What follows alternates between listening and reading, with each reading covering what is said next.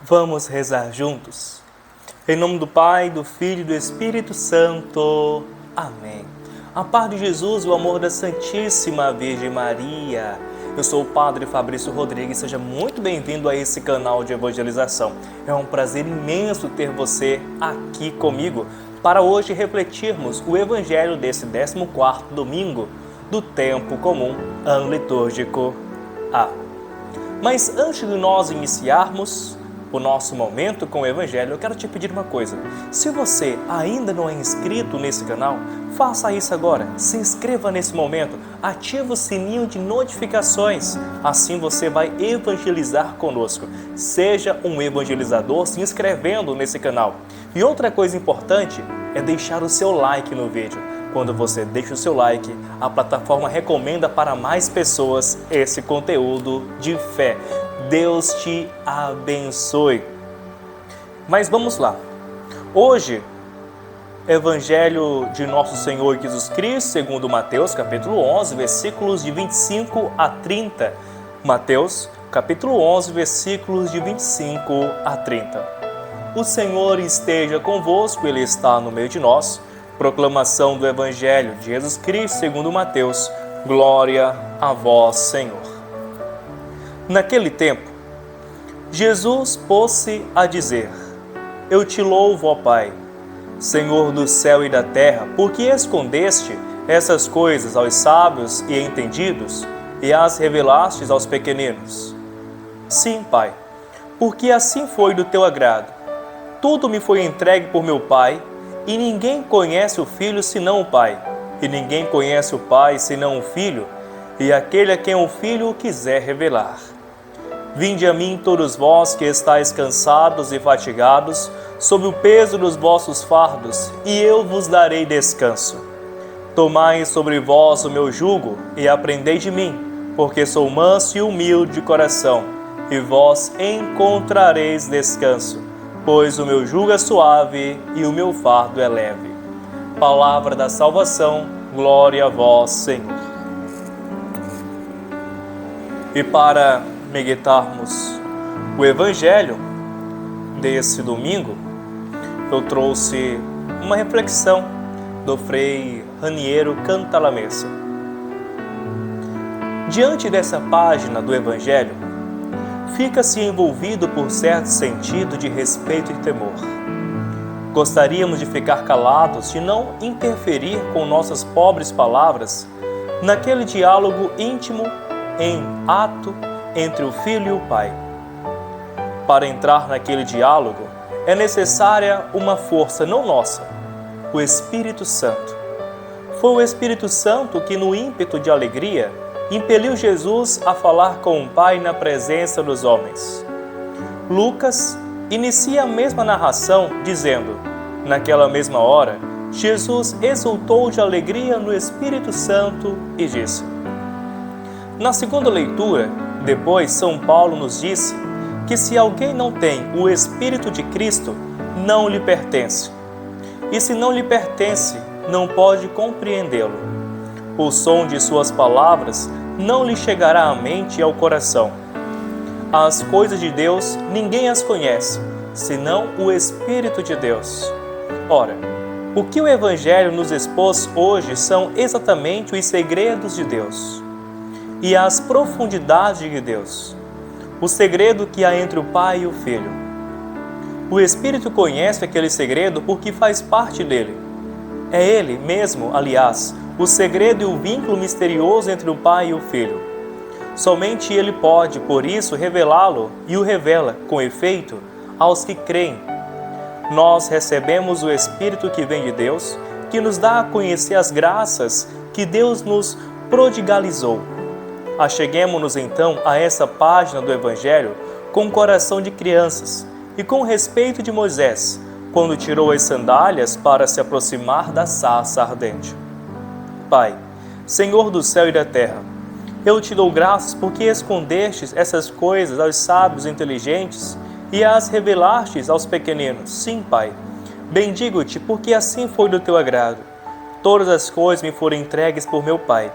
Ninguém conhece quem é o Filho senão o Pai, nem quem é o pai senão o filho e aquele a quem o filho quiser revelar. E voltou-se para os seus discípulos e disse: Ditosos os olhos que veem o que vós vedes. Pois vos digo que muitos profetas e reis desejaram ver o que vós vedes e não o viram, e ouvir o que vós ouvis e não ouviram. Essas coisas, o que vós vedes, o segredo profundo está escondido nessas expressões. Jesus não tinha dito ainda a ninguém ser o Filho de Deus. Não teriam podido compreendê-lo. O dia em que o tivesse dito abertamente, teria sido morto como sacrílego, e assim aconteceu de fato no processo diante do Sinédrio. Eis porque durante seu ministério preferia chamar-se Filho do Homem. Contudo, seu segredo mais profundo e sua identidade permaneciam desta forma: Filho do Pai, unido a Ele na mesma natureza, isto é, pelo mesmo Espírito. Deus, Ele mesmo de Deus. Era necessário que ao menos seus mais íntimos começassem a tomar consciência dessa sua filiação divina, que um dia deveria constituir o coração de sua predileção pelo mundo. E eis então que Jesus se coloca a falar com o Pai na presença deles. Pelo tom e pelo modo com que fala com Deus, eles poderão intuir que entre eles dois há um relacionamento único, que não se repete desde sempre, uma intimidade e uma comunhão que nenhum homem teria podido conceber. Dirige-se a Deus chamando-o em sua língua, Abá, isto é, papai, paizinho. Isso surpreende porque os hebreus que o escutavam tinham o escrúpulo até de pronunciar o nome de Yahvé. Nenhum orante hebreu que se tenha conhecimento tinha ousado dirigir-se a Deus com essa familiaridade. Se enquanto estamos falando com uma pessoa muito importante, vemos uma criança aproximar-se dessa pessoa sem nenhum receio e falar-lhe com confiança, nós dizemos logo: é seu filho. Assim deviam concluir os discípulos, ao menos mais tarde, refletindo sobre aquela cena. Segundo o evangelista, são os próprios judeus que chegam a essa conclusão. Ele chama Deus seu Pai, fazendo-se assim igual a Deus. Nossa fé se funda na consciência clara e coercível que Jesus teve de ser Filho de Deus. Todo o resto repousa sobre essa certeza autenticada pela ressurreição de Cristo, estabelecido Filho de Deus no poder por sua ressurreição dos mortos. Ele não é somente Cristo, isto é, Messias. Não é somente Filho do homem. É antes ainda o Filho de Deus vindo ao mundo. É igual a Deus. É a palavra eterna do Pai. Entre Ele e o Pai, a comunhão e identidades totais. Tudo me foi dado pelo meu Pai, isto é, o Pai expressou sua totalidade naquela palavra pronunciada antes dos séculos. Agora podemos ler também a inaudita promessa que Jesus faz no fim do trecho do Evangelho, sem mais nos escandalizar. Que homem poderia dizer a todos os homens: vinde a mim, vós todos que estáis aflitos sob o fardo, e eu vos aliviarei? Talvez tenham existido outros homens na história da humanidade que disseram isso, mas a história os desmentiu. Não puderam manter a promessa.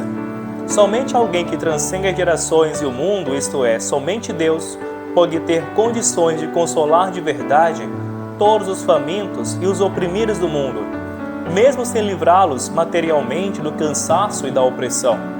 Jesus o afirmou e o cumpre. Também hoje não há ninguém que se dirija a Ele, que confie totalmente a Ele sua existência e não seja fortalecido por uma nova esperança. Mas aqui se abre outra reflexão. Quem vai realmente a Ele? A quem o Pai revela de verdade o Filho? Jesus um dia disse: ninguém pode vir a mim se o Pai que me enviou não o atrair. Mas quem o Pai atrai? Responde o Evangelho de hoje. Não os sábios inteligentes, mas os pequenos. É o segundo segredo de Deus revelado por Jesus. Não menos importante do que o primeiro. Jesus é o Filho de Deus, mas isso só os pequenos, os humildes, os dóceis, podem compreendê-lo. De fato, aconteceu isso mesmo. Os humildes foram os que mais prontamente o acolheram. Eram pescadores da Galileia, simples do povo, pobres das vilas e cidades, pecadores, marginalizados. Os outros, os sábios, como Nicodemos, os inteligentes, como Saulo de Tarso, tiveram de percorrer uma longa estrada de descida, ser derrubados do cavalo, antes de chegar àquele ponto em que o homem perde a confiança em suas próprias forças, abandona-se em Deus e se deixa trabalhar por Ele. Também hoje acontece assim. Em certo momento, aliás, isso constitui uma tentação para o cristão. Ele olha ao redor e o que vê? Homens sábios, cientistas, homens de cultura que ficam longe da fé, muitas vezes hostis a ele. Na igreja, no domingo, não se encontram muitas fisionomias de homens poderosos e famosos. Ao invés, Jesus agradecia a Deus que fosse assim. Eu te bendigo, Pai, Senhor do céu e da terra, porque escondestes essas coisas aos sábios e entendidos e as revelastes aos pequenos. Bem diferente seria a lógica humana para poder triunfar mais uma vez, mas a lógica divina é a loucura da cruz. Jesus quis ensinar-nos esse caminho. Fez-se Ele mesmo manso e humilde para poder dizer-nos, aprendei de mim. Assim, não o apresentou o profeta na primeira leitura. Assim o aclamamos no Salmo responsorial. Bendito és tu, Senhor, humilde Rei da Glória. Que possamos, então, aproveitar desse Evangelho e enriquecer-nos cada vez mais. Peçamos a bênção de Deus. O Senhor esteja convosco, Ele está no meio de nós. Abençoe-vos, Deus Todo-Poderoso, Pai, Filho e Espírito Santo.